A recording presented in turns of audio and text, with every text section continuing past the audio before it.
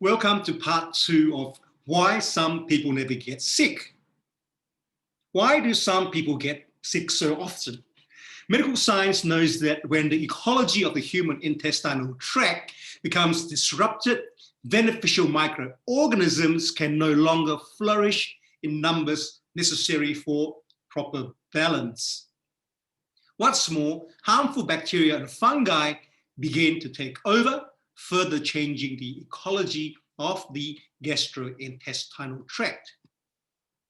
Ideally, the lower intestines should have 85% friendly bacteria in order to stop the growth of disease-promoting bacteria like E. coli and Salmonella. Everyday events and routines disrupt the balance of microorganisms. Excessive consumption of sugar, yeast, processed foods, red meat, fatty foods, alcohol, and even carbonated beverages can alter the acid-alkaline balance of the intestines. Disease-causing bacteria can thereby overwhelm the friendly flora, often discharging highly toxic byproducts. And since these toxins are poisonous, very serious illnesses such as colon cancer and even heart disease can result. The dirty dozen are 12 causes of bacterial imbalance in your intestinal flora, namely excessive sugar consumption, excessive yeast consumption, antibiotic usage, which is rampant, stress, chlorinated water, processed foods, red meat diet, rich fatty foods, excessive alcohol consumption, colas and carbonated beverages, overseas travel, anti-inflammatory drugs, and painkillers. Results of dysbiosis, well, dysbiosis will result in poor absorption of the vitamins and nutrients from the food or supplements that you take. Study shows that toxins in the gastrointestinal tract may be behind 89% of all chronic diseases, such as allergies, bladder infections, intolerance to dairy products, candida infections, and skin conditions. When nutrients and vitamins from your food is not being absorbed, many people start to develop symptoms that doctors cannot diagnose accurately, as those symptoms can be an indication of over 100 medical conditions. As such, you will keep on searching and searching for the right cure to your mysterious illness, which in fact is an imbalance in your intestinal flora. As a doctor, I've had friends and friends of my parents who've complained to me of various symptoms and ailments and allergies, and have seen rounds and rounds of doctors without a proper diagnosis and unable to pinpoint the causes of their predicament. This is more often the case than said.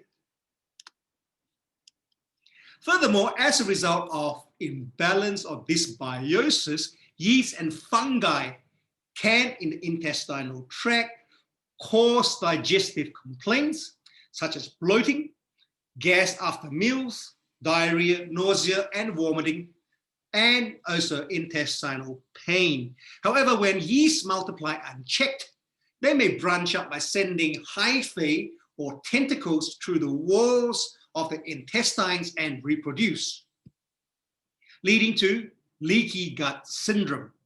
When these yeast and fungi, which are now on the inside of the body in the intestinal tract, they break down into foreign molecules, which the body recognizes as not me, so I must attack it. The body hence mounts an immune response against these foreign molecules. This immune response may be experienced as an allergic reaction. Further, because these fungi have breached the intestinal lining with their tentacles, other large molecules which would not enter inside of the body may pass through and be absorbed into the bloodstream, for instance. These other large undigested food molecules may also provoke allergic reactions. This is what is meant by leaky gut. Immune suppression. Once the immune system loses its perspective of what to attack and what not to attack, what is foreign and what is not, you have problems. Eventually, if the immune system loses all sense of what it should and shouldn't do, It may start to attack our own tissues and organs. Then we label the patient as suffering from this or that autoimmune disease. Secondly, because of overwork, the immune system may become fatigued and not very effective at fighting the pathogens it normally should. So patients with this scenario may also easily be invaded by virus and other disease-causing pathogens most of us routinely and successfully ward off. Signs and symptoms of gut dysbiosis: chronic diarrhea or constipation, chronic fatigue, frequent gas and bloating, poor immune response, high cholesterol, chronic bladder infections, chronic vaginal infections, food sensitivities, leaky gut, colon problems, fibromyalgia, and allergies.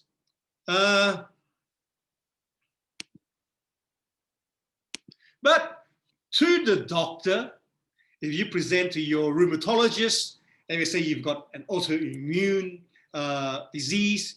To your dietitian, they will say you have obesity. And to your endocrinologist, maybe you are diabetic, you have an allergy. To your cardiologist, you maybe have heart problems, if you have developed arteriosclerosis. To your geriatrician, you may have Alzheimer's with premature aging. Perhaps some doctors say you have multiple sclerosis, hypertensive, liver disease, metabolic syndrome, and in the worst case scenario, you may present with cancer. But all of it is a common cause. It's because of gut dysbiosis.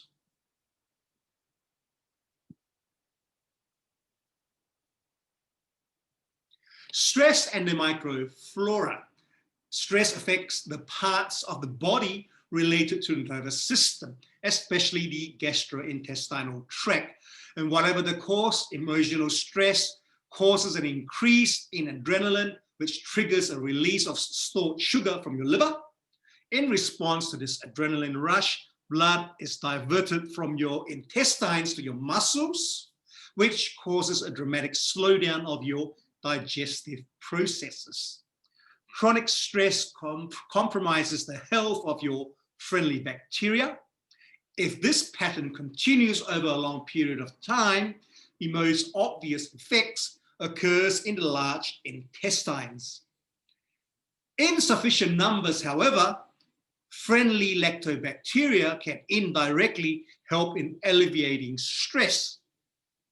During fermentation, lactobacilli releases essential amino acid, including tryptophan. Tryptophan produces serotonin, a calming neurotransmitter. Probiotics literally compete for space with harmful bacteria and dampen down the inflammatory responses, and as such offer a potentially promising approach to the management of intestinal problems caused by stress. Chronic stress is known to be implicated in the development of irritable bowel syndrome and in the worsening of symptoms of inflammatory bowel diseases such as Crohn's and ulcerative colitis. It also sensitizes the gut, producing allergies to certain foodstuffs. Probiotics literally compete for space with the harmful bacteria and dampens down the inflammatory responses, and as such offers a potentially promising approach to the management of intestinal problems caused by stress. And here is stress caused by travel, fatigue, excessive cold heat, sudden diet changes, changes in work regimen, antibiotics, and obviously it results in a hormonal response. It changes the gut wall and alters the microflora in the gut.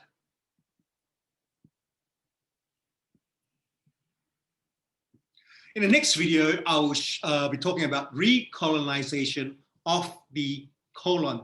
So thank you for listening. Hope to see you again.